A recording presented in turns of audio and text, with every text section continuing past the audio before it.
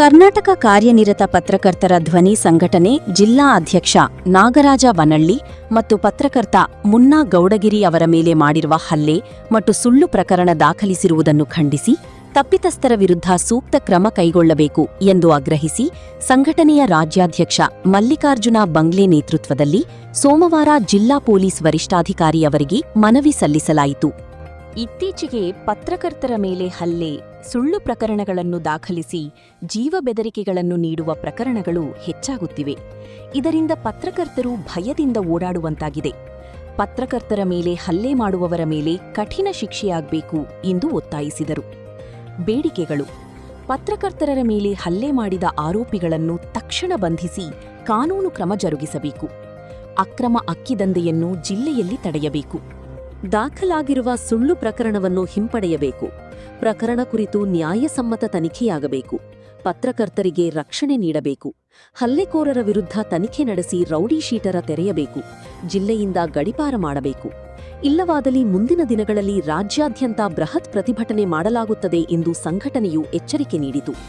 ಹಿನ್ನೆಲೆ: ಕೆಲ ದಿನಗಳ ಹಿಂದೆ ನಾಗರಾಜ ವನಹಳ್ಳಿ ಮತ್ತು ಮುನ್ನಾ ಗೌಡಗೇರಿಯವರು ಅಕ್ರಮವಾಗಿ ಪಡೀತರ ಅಕ್ಕಿಯನ್ನು ಸಾಗಾಟ ಮಾಡುತ್ತಿದ್ದ ದಂಧೆಕೋರರ ವಾಹನವನ್ನು ತಡೆಗಟ್ಟಿದರು. ಆ ವೇಳೆ ದಂಧೆಕೋರರು ಏಕಾಏಕಿ ಜಿಲ್ಲಾ ಅಧ್ಯಕ್ಷರ ಮೇಲೆ ದಾಳಿ ನಡೆಸಿದರು.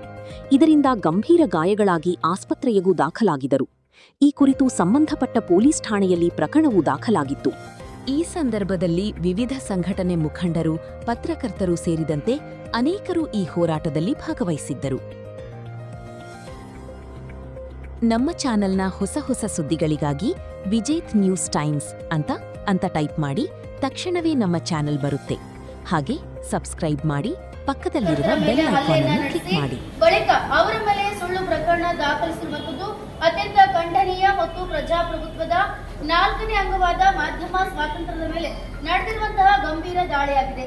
ಸತ್ಯಾಂಶವನ್ನ ಜನರ ಮುಂದೆ ತರುವ ಜವಾಬ್ದಾರಿ ಹೊಂದಿರುವ ಪತ್ರಕರ್ತರನ್ನ ಬೆದರಿಸುವುದು, ಹಲ್ಲೆ ನಡೆಸುವುದು ಹಾಗೂ ಸುಳ್ಳು ಪ್ರಕರಣಗಳಲ್ಲಿ ಸಿಲುಕಿಸುವುದು ಪ್ರಜಾಪ್ರಭುತ್ವದ ಮೌಲ್ಯಗಳಿಗೆ ವಿರುದ್ಧವಾಗಿದೆ. ಇಂತಹ ಘಟನೆಗಳು ಪತ್ರಕರ್ತರಲ್ಲಿ ಭಯದ ವಾತಾವರಣವನ್ನು ನಿರ್ಮಿಸಿ ಮುಕ್ತ ಪತ್ರಿಕೋದ್ಯಮಕ್ಕೆ ಧಕ್ಕೆಯನ್ನ ಉಂಟು ಮಾಡ್ತಾ ಇದೆ. ಆದ್ದರಿಂದ ಕರ್ನಾಟಕ ಕಾರ್ಯನಿರತ ಪತ್ರಕರ್ತರ ಧ್ವನಿ ಸಂಘಟನೆಯು ಈ ಘಟನೆಯನ್ನ ತೀವ್ರವಾಗಿ ಖಂಡಿಸ್ತಾ ಇದ್ದು, ಈ ಕೆಳಕಂಡ ಬೇಡಿಕೆಗಳನ್ನ ಈಡೇರಿಸುವಂತೆ ತಮ್ಮಲ್ಲಿ ಮನವಿಯನ್ನ ಮಾಡಿಕೊಳ್ಳುತ್ತಿದ್ದೇವೆ. ನಮ್ಮ ಪ್ರಮುಖ ಬೇಡಿಕೆಗಳು: ಪತ್ರಕರ್ತರ ಮೇಲೆ ಹಲ್ಲೆಯನ್ನು ನಡೆಸಿದ ಎಲ್ಲ ಆರೋಪಿಗಳನ್ನ ತಕ್ಷಣವೇ ಬಂಧಿಸಿ ಕಾನೂನು ಕ್ರಮ ಜರುಗಿಸಬೇಕು. ಪತ್ರಕರ್ತರ ವಿರುದ್ಧ ದಾಖಲಿಸಿರುವ ಸುಳ್ಳು ಪ್ರಕರಣಗಳನ್ನ ಕೂಡಲೇ ಹಿಂಪಡಿಬೇಕು. ಘಟನೆಯ ಬಗ್ಗೆ ನ್ಯಾಯಸಮ್ಮತ ಹಾಗೂ ನಿಷ್ಪಕ್ಷಪಾತವಾದಂತಹ ತನಿಖೆಯನ್ನ ನಡೆಸಬೇಕು.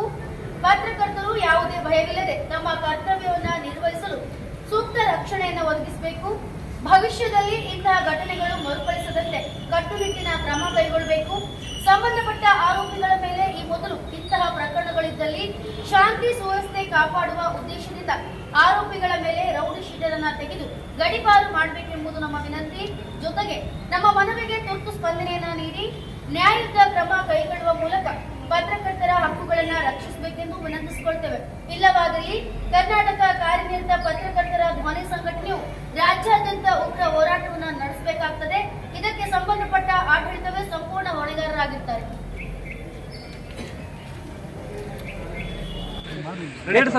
ಇದು ಏನಾಗಿತ್ತಂದ್ರೆ 7/6/2026 ನಾವು ಈವ್ನಿಂಗ್ ಆಗಿತ್ತು ಸಾಯಂಕಾಲ. ನಾವು ಇಲ್ಲಿ ಹಾವೇರಿಯಾಗ ಆಲ್ರೆಡಿ ನಾವು ಮತ್ತು ನಮ್ಮ ಇನ್ನೊಬ್ಬರು ಸಂಜೀವಾನಿ ರಿಪೋರ್ಟರ್ ಅಂತಂದ್ರೆ ನಾವು ಇಲ್ಲಿ ನಿಂತಿದ್ವಿ. ನಿಂತು ಇದು ಮಾಡ್ಬೇಕಾದ್ರೆ ನಮಗೊಂದು ಫೋನ್ ಬರ್ತೈತಿ. ನೂತನ ಜಿಲ್ಲಾಧ್ಯಕ್ಷರಾಗಿ ಕರ್ನಾಟಕ ಕಾರ್ಯನಿರತ ಪತ್ರಕರ್ತರು ನೂತನ ಜಿಲ್ಲಾಧ್ಯಕ್ಷರಾಗಿ ಆಯ್ಕೆಯಾಗಿದ್ದಕ್ಕೋಸ್ಕರ ನಿಮ್ಮ ಒಂದು ಸಣ್ಣದ ಸನ್ಮಾನ ಕಾರ್ಯಕ್ರಮ ಇಟ್ಕೊಂಡೇವಿ, ಬರ್ರಿ ಅಂತಂದೇಳಿ ಸವಣೂರಿಗೆ ಕರೀತಾರೆ, ಆಹ್ವಾನ ಕೊಡ್ತಾರೆ. ಅವಾಗ ನಾವು ಹೋಗಿ ಸವಣೂರಿನಾಗ ಹೋಗಿ ಉಡುಪಿ ಹೋಟೆಲ್ನಾಗ ಕೂತಿರ್ತೀವಿ. ಉಡುಪಿ ಹೋಟೆಲ್ನಾಗ ಕುಂತಾಗ ನನಗೆ ಒಂದು ಮುನ್ನಾ ಗೌಡಗಿರಿ ಅವರು ಫೋನ್ ಮಾಡ್ತಾರೆ. ಫೋನ್ ಮಾಡಿ, ಸರ್ ಎಲ್ಲಿದೆ ಅಂದ್ರೆ ಇಲ್ಲಿ ಉಡುಪಿ ಹೋಟೆಲ್ ಹಿಂಗಿದೆ ಅಂತಂದಾಗ ಇವರು ಬರ್ತಾರೆ ನಮ್ಮ ಹತ್ರ. ಬಂದಂಗೆ ನಿಂದಿರ್ತೇವೆ. ನಿಂತಾದ ಮೇಲೆ ಒಬ್ರು ಏನು ಮಾಡ್ತಾರೆ, XYZ ಒಬ್ರು ಗಾಡಿ ಹಿಡಿತಾರೆ. ಏನೋ ಪಡಿತಾರೆ, ಅಕ್ಕಿ ಕಾಳು ಸಾಗಾಣಿಕೆ ನಡೀತಾ ಇರ್ತದಂತೆ. ಅದು ಸಂಬಂಧಪಟ್ಟಾಗ ಅವ್ರು ಏನು ಮಾಡ್ತಾರೆ, ಮುನ್ನಾ ಗೌಡಗಿರಿ ಅವರಿಗೆ ಫೋನ್ ಮಾಡ್ತಾರೆ. ಫೋನ್ ಮಾಡಿದ ತಕ್ಷಣ ಏನು ಹೇಳ್ತಾರೆ, ಸರ್ ಈ ಥರ ಹಿಂಗೆ ಅಕ್ಕಿ ಗಾಡಿ ಇದ್ದೀವಿ, ಸ್ಪಾಟಲ್ಲಿ ಕೂಡ ಪೊಲೀಸರು ಕೂಡ ಬಂದಾರ, ಅದಕ್ಕೋಸ್ಕರ ನೀವು ಬರ್ಬೇಕಂತಂದು ಮುನ್ನಾ ಗೌಡಗಿರಿ ಕರೀತಾರೆ. ಮುನ್ನಾ ಗೌಡಗಿರಿ ಏನು ಮಾಡ್ತಾರೆ, ನನಗೂ ಹೇಳ್ತಾರೆ, ಇಲ್ರಿ ಸರ್ ಮತ್ತೆ ಹಿಂಗೆ ಹಿಡ್ದಾರಂತ ನೀವು ಬರ್ರಿ ಅಂತಂದು. ಇಲ್ಪ ನಮ್ಮ ಸ್ವಲ್ಪ ಬೇರೆ ಕೆಲಸ ಐತಿ, ನೀವು ಹೋಗ್ರಿ ಅಂತ ಅವ್ರಿಗೆ ಕಳಿಸ್ತಾರೆ. ಕಳಿಸಾದ್ಮೇಲೆ ಏನಾಗುತ್ತೆ, ಅಲ್ಲಿ ಏನಾಗುತ್ತೆ, ಪೊಲೀಸರಿಗೆ ಅವ್ರಿಗೆ ವಾಗ್ವಾದ ಆಗ್ತಿರ್ತೈತಿ. ಅಂತ ಇವ್ರು ಏನು ಮಾಡ್ತಾರೆ, ನನಗೆ ಫೋನ್ ಹಚ್ತಾರೆ.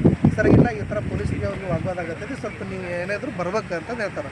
ಅವಾಗ ನಾ ಏನು ಮಾಡ್ತೀನಿ, ತತ್ಕ್ಷಣ ಏನು ಮಾಡ್ತೀನಿ, ನಮ್ಮ ಇನ್ನೊಬ್ಬರನ್ನ ಸಿಬ್ಬಂದಿ ಕರ್ಕೊಂಡು ನಾವೇನು ಮಾಡ್ತೀವಿ ಅಲ್ಲಿ ಸ್ಪಾಟ್ಗೆ ಹೋಗಿ ಏನಾಗೈತಿ ಏನಿಲ್ಲ ಅಂತಂದರೆ ವಿಡಿಯೋ ಮಾಡ್ಕೊತೀವಿ. ವಿಡಿಯೋ ಮಾಡಿಂದ ಅದಕ್ಕೆ ಗಾಡಿಗೆ ಯಾವುದೇ ರೀತಿ ನಂಬರ್ ಪ್ಲೇಟ್ ಇರೋಂಗಿಲ್ಲ, ವಿತೌಟ್ ನಂಬರ್ ಪ್ಲೇಟಿಂದ ಗಾಡಿ ಹೊಡಿತಿರ್ತಾರೆ. ಅದಕ್ಕೋಸ್ಕರ ನಾವು ಪೊಲೀಸರನ್ನ ಪ್ರಶ್ನೆ ಮಾಡ್ತೀವಿ, ಅಲ್ಲ ಸರ ಈ ಥರ ನಂಬರ್ ಪ್ಲೇಟ್ ಇಲ್ಲಂಗೆ ಹೊಡಿತಾರೆ, ಯಾರ್ಯಾರು ಗುದ್ಕೊಂಡವ್ರು ಯಾರು ಮನೆ ಯಾರು ಕ್ವಶನ್ ಮಾಡ್ತಾ ಹತ್ತು ಜನ ಅಕ್ರಮ ಪಡಿತಾರೆ, ಸಾಗಾಟ ಮಾಡ್ತಕ್ಕಂಥ ದಂಧೆಗೋರು ಬರ್ತಾರೆ. ಅಲ್ಲಿ ಸ್ಪಾಟಿಗೆ ಬಂದ ತಕ್ಷಣ ಅವ್ರು ಏನು ಮಾಡ್ತಾರೆ, ಯಾರ್ಯಾರು ಶಾಮೀಲಿದ್ದಾರೆ ಏನಿದಾರ ಇದನ್ನು ನಿಷ್ಪಕ್ಷಪಾತವಾಗಿ ತನಿಖೆ ಮಾಡಬೇಕು. ಆಮೇಲೆ ಏನು ಮಾಡಿದಾರೆ, ನಮ್ಮ ಮೇಲೇ ಸುಳ್ಳು ಪ್ರಕರಣ, ಒಂದು ಜಾತಿ ನಿಂದನೆ ಕೇಸ್, ಮತ್ತು ಒಂದು ನಾವು ಅವ್ರ ಮೇಲೆ ಇದು ಹಾಫ್ ಮರ್ಡರ್ ಮಾಡಿದ್ದೀವಿ ಅನ್ನೋ ಥರ ಒಂದು 307 ಏನು IPSC 307 ನಮ್ಮ ಮೇಲೆ ಬುಕ್ ಮಾಡ್ತಾರೆ. ಇದೆಲ್ಲ ಉದ್ದೇಶಪೂರ್ವಕವಾಗಿ, ಯಾಕಂದರೆ ಅಲ್ಲಿ ಸ್ಪಾಟ್ನಲ್ಲಿ ಇರ್ತಕ್ಕಂಥವ್ರು ಯಾರು ಯಾವ ಜಾತಿ ಅನ್ನೋ ನಮ್ಗೆ ಗೊತ್ತಿರೋಂಗಿಲ್ಲ. ನಾವು ಪತ್ರಕರ್ತರಾಗಿ ನಾವು ಸಮಾಜದಲ್ಲಿ ಆಗ್ತಕ್ಕಂಥ ಅನ್ಯಾಯ ಅಕ್ರಮನ ಬಯಲಿಗೆ ಹೋದಾಗ ಆಮೇಲೆ ಅಕ್ರಮವಾಗಿರ್ತಕ್ಕಂಥ ಗಾಡಿ ಡ್ರೈವರು ಈ ಥರ ಒಂದು ಸುಳ್ಳು ಕೇಸನ್ನು ಕೊಡ್ತಾನಂದ್ರೆ ಅದನ್ನು ಮುಚ್ಚಿ ಹಾಕೋಕ್ಕೋಸ್ಕರ ಈ ಒಂದು ಸುಳ್ಳು ಕೇಸನ್ನು ದಾಖಲು ಮಾಡಿದ್ದಾರೆ. ಆಮೇಲೆ ಇನ್ನೊಂದು, ಆ ವ್ಯಕ್ತಿ ನನಗೆ ಗೊತ್ತೂ ಇಲ್ಲ, ಅವನ ಕೂಟ ನನಗೆ ಸಂಪರ್ಕನೂ ಇಲ್ಲ, ಯಾರು ಫಿರ್ಯಾದಾರ ಏನಿದಲ್ಲ, ಇನ್ನು ಅವನ ಬಗ್ಗೆ ನನಗೆ ಗೊತ್ತೇ ಇಲ್ಲ ಅಂದ್ರೆ ಅವನ ಜಾತಿ ನನಗೆ ಹೆಂಗೆ ಗೊತ್ತಾಗುತ್ತೆ? ಇದು ಷಡ್ಯಂತ್ರ ಮಾಡಿಕೊಂಡು ಈ ಥರ ಪತ್ರಕರ್ತನ ಒಂದು ಸ್ವತಂತ್ರ ಪತ್ರಿಕೋದ್ಯಮವನ್ನು ಹತ್ತಿಕ್ಕೊಂದು ದೃಷ್ಟಿ ಒಳಗೆ ಎಂಟೈರ್ ಹಾವೇರಿ ಜಿಲ್ಲೆಯಾದ್ಯಂತ ಈ ಥರ ಹುನ್ನಾರಗಳು ನಡೀತಾ ಇದಾವೆ. ಇದು ಮೊದಲೇದಲ್ಲ, ಈ ಥರ ಪದೇ ಪದೇ ಸತತವಾಗಿ ನಡೀತಾ ಇದ್ದಾವೆ. ಆಮೇಲೆ ಯಾವುದ್ಯಾವುದೋ ಕೆಲವೊಂದಿಷ್ಟು ಏನು ಮಾಡ್ತಾರಂದರೆ ಆಮಿಷಕ್ಕೆ ಒಳಗಾಗಿ ಪೊಲೀಸರಾಗಿರ್ಬೋದು, ಕೆಲವೊಂದಿಷ್ಟು ರಾಜಕಾರಣಿಗಳ ಕೈವಾಡದಿಂದ ಇವ್ರೇನು ಮಾಡ್ತಾರ, ಭಾಳಷ್ಟು ಬೇರೂರು ಬಿಟ್ಟಿದ್ದಾರೆ. ಇದನ್ನು ಎಷ್ಟಾಗಿದೆ ಅಂದರೆ ಈ ಜಾಲ ಪತ್ರಕರ್ತರು ಅನ್ನೋಂಗಿಲ್ಲ, ಪೊಲೀಸರು ಅನ್ನೋಂಗಿಲ್ಲ, ಯಾರ ಮೇಲೆ ಬೇಕಾದ್ರೆ ಹಲ್ಲೆ ಮಾಡುವಂಥ ಶೋಚನೀಯ ಸ್ಥಿತಿ ಬಂದು ತಲುಪಿಟ್ಟೈತೆ. ಈಗ ಘಟನೆ ನಡೆದು ಇವತ್ತಿಗೆ ಎಷ್ಟು ದಿವಸ ಆಯಿತು ಮತ್ತು ಪೊಲೀಸರು ಇದರ ಬಗ್ಗೆ ಯಾವ ರೀತಿ ಕ್ರಮ ತೆಗೆದುಕೊಂಡ್ರು? ಪೊಲೀಸರು ಇದ್ರ ಬಗ್ಗೆ ಯಾವುದೇ ರೀತಿ ತನಿಖೆಯನ್ನು ಕೈಗೊಂಡಿಲ್ಲ ರೀ. ಯಾಕಪ್ಪ ಅಂದ್ರೆ ಅವರು ಏನು ಮಾಡಿದ್ದಾರೆ ಅಂದರೆ ಆರೋಪಿಗಳ ಸ್ವತಃ ಪೊಲೀಸರ ಮೇಲೆ ಹಲ್ಲೆ ಮಾಡಿದ್ರು ಕೂಡ ಮತ್ತು ಪತ್ರಕರ್ತರ ಮೇಲೆ ಹಲ್ಲೆ ಮಾಡಿದ್ರು ಕೂಡ ಅವ್ರನ್ನ ತಂಬಂದು ಅವ್ರು ಬಂಧಿಸುವಲ್ಲಿ ಪೊಲೀಸರು ಕೂಡ ವಿಫಲಾಗಿದ್ದಾರೆ. ಇದರಲ್ಲಿ ಯಾರು ಹುನ್ನಾರದಿಂದ ಯಾರು ಮಾತು ಕೇಳಿ ಅವ್ರು ಇದು ಮಾಡ್ತಾರೋ ಅದ್ರ ಬಗ್ಗೆ ಗೊತ್ತಿಲ್ಲ. ಇವತ್ತಿಗೆ ಘಟನೆ ನಡೆದು ಎಷ್ಟು ದಿವಸ ಆಯಿತು? ಘಟನೆ ನಡೆದ ಸುಮಾರು 7ನೇ ತಾರೀಕಿಗೆ ಘಟನೆ ನಡೆದಿದೆ ರೀ. ನಮ್ಮ ಮೇಲೆ 9ನೇ ತಾರೀಕು ಪ್ರಕರಣ ದಾಖಲು ಮಾಡಿದ್ದಾರೆ. ಹೌದು, 9ನೇ ತಾರೀಕು ಪ್ರಕರಣ ದಾಖಲು ಮಾಡಿದ್ದಾರೆ. ಮುಂದಿನ ಕ್ರಮ ಏನು ಮಾಡ್ತಾರೆ? ಮುಂದಿನ ಕ್ರಮ ಏನಿಲ್ಲ ರೀ, ಈ ಥರ ಏನು ಮಾಡ್ತಾ ಇದಾರಲ್ಲ ಅವ್ರ ಮೇಲೆ ಯಥಾವತ್ತಾಗಿ ಕಾನೂನು ಸುವ್ಯವಸ್ಥೆ, ಜಿಲ್ಲೆಯಲ್ಲಿ ಕಾನೂನು ಮತ್ತು ಶಾಂತಿ ಸುವ್ಯವಸ್ಥೆಯನ್ನು ಕಾಪಾಡೋ ನಿಟ್ಟಿನಾಗ ಅವರು ಆರೋಪಿಸಿದ ಮೇಲೆ ಪೊಲೀಸರು ಓಪನ್ ಮಾಡಿ ಶಾಂತಿ ನೆಲೆಸ್ಬೇಕಪ್ಪ ಅಂತ ಅವ್ರನ್ನ ಜಿಲ್ಲೆಯಿಂದ ಗಡಿಪಾರು ಮಾಡಬೇಕನ್ನೋದು ನಮ್ಮ